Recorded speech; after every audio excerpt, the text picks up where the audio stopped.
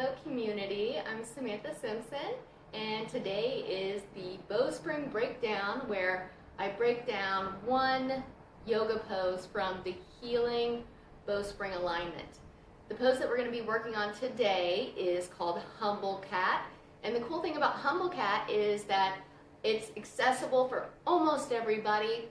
It is also something that gets your body ready to do Twisted Cat. Twisted Cat, it requires a little bit more strength, but it is oh so feel good on the body. So if you get Humble Cat really good, you can get Twisted Cat eventually. Another good thing about Humble Cat is that it is a great hip opener, and it is good for opening up the belly, opening up the rib cage and the shoulders, and it just feels really good too. So we'll get started today. So come to your mat, and today I've got on some cozy socks on. I do recommend usually practicing barefoot, but it's a little chilly, so you gotta take care of yourself too. So let's come to our mat. And the thing about Humble Cat is it's one of these, I don't want to say it's easy, but it's something that a lot of people can do. However, it's a little bit tricky getting into because the footwork is precise. So I'll take you through all of that today. And if you're in the office, at home, put down whatever you're doing and give it a try. All right, so we'll come to our mat.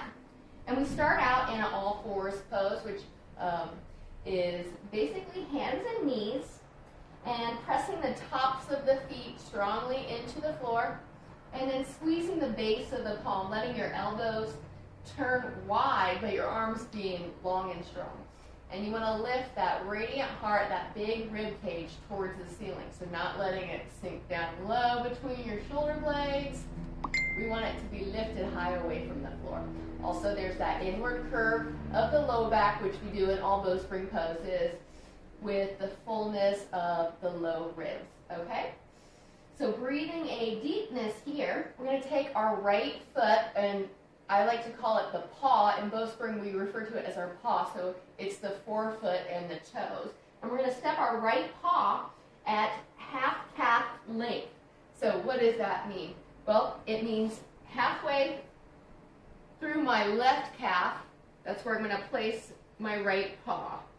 So it ends up being about probably 8-inch steps. So I'm stepping 8 inches forward, and I'm going to open my knee up a little bit.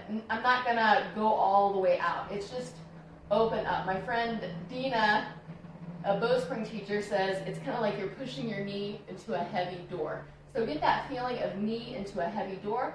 And you want to keep all 5 of your toes connected on the right foot. So all 5 toes are pressing down.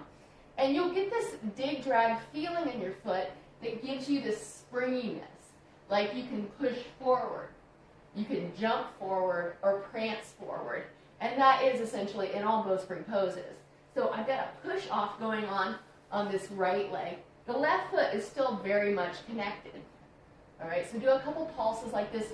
See if you can really feel the activation behind your right leg. So Bowspring is animal-like. It's fluid, and it utilizes all of your body strength at once. You're using everything at the same time. So oftentimes we take Humble Cat and we go a little bit further. We add a twist to it. So let's do that now. So one thing that may help with this twist is kickstanding your left foot. So what does that mean? I'm going to take the left foot and I'm going to slide it about 8 inches to the left. That's all I did. I didn't pick up the knee. I just slid the foot 8 inches to the left. I've still got the hero foot and the fiesta flare going on. I'll show you what that looks like when we do the other side. All right, so I've got that heart high, so my ribs are high, my head's high, and I've still got that energy in the back of the right leg. Kickstanding my left foot, and then I'm going to start to rise my right rib so much, tilting the left ear towards the left shoulder. The right hand will come into a dome. Now, one thing that you might miss, if you leave your head up, the ribs will sink. So tilt the head. It's like you're pouring water out of the crown of your head onto your left hand. All right? The right hand is in a dome. There we go. That's humble cat, and then we can really twist the ribs open towards the sky. Even take the right hand to wishbone the left forearm. And then we'll root as we exhale, the hips go back. Inhale, we'll rise the ribs towards the sky, spiraling open in the belly. Maintain your head back and your hips back. You still have that inward curve with the low back. Still a push-off action on the right leg. And then to come out of it, touch down your right dome, slide it to spring, slide the left kickstand back to where it was, and then take the top of the right foot to the floor, and then pull the knee to the ground. Very precise, very precise. And now we'll look at the other side, so maybe you'll get a different perspective on this side. So find and simplify all fours. Radiant heart full, squeezing the base of the palm, arms long and strong, belly is long, pulling that Chinese finger cap, long waist. The hips go back, ribs up and forward. And I'm going to step my left paw forward about 8 inches or mid-calf length, okay?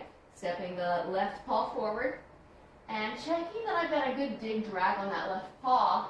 I can feel in the back of the leg, pushing the knee open a little bit. Yeah, and getting that push-off feeling like I'm going to push off in a race.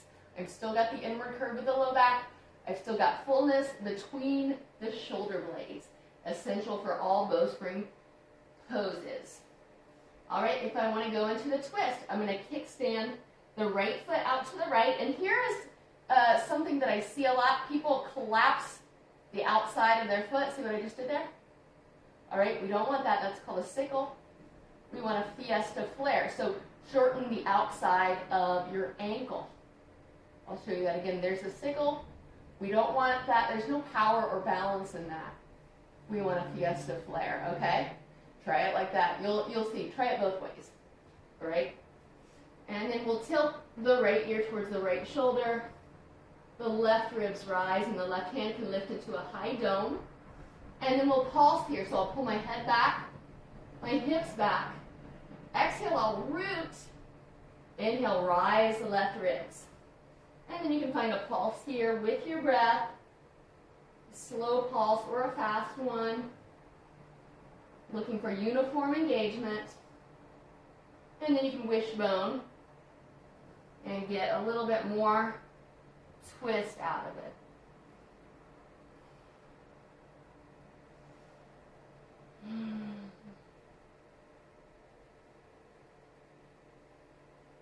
And then when you're ready to come out, dome slides to spring, head floats, right kickstand slides back, and then the top of the left foot goes to its place and then pulls the knee to the floor as you simplify into all fours.